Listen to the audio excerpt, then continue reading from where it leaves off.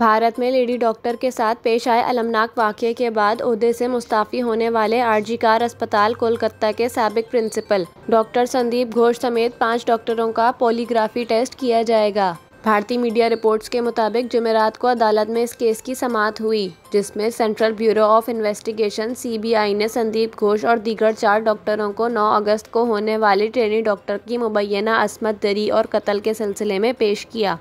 अदालत ने घोष और चारों डॉक्टर के पॉलीग्राफी टेस्ट की इजाज़त दी है, क्योंकि ये पांचों मरने वाली डॉक्टर के आखिरी लम्हात में इसके साथ थे। भारतीय मीडिया का बताना है कि सीबीआई ने संदीप घोष और दीगर 4 जूनियर डॉक्टरों को शुमाली कोलकाता के सियालदा में एडिशनल चीफ जुडिशल मजिस्ट्रेट की अदालत में पेश किया, ताकि इन झूठ का पता लगाने के टेस्ट कराने की इजाज़त तलब की जा सके। हुक्काम ने बताया कि ये टेस्ट अदालत से इजाज़त और मुश्तबा शख्स की रजामंदी के बाद ही किया जा सकता है।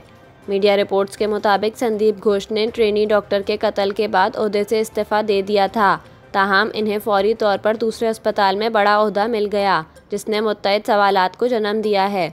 इसके अलावा संदीप घोष के खिलाफ सरकारी हेल्थ सेंटर में माली बेज़ाब्तगियों के इल्ज़ामात की तहकीकात हो रही है।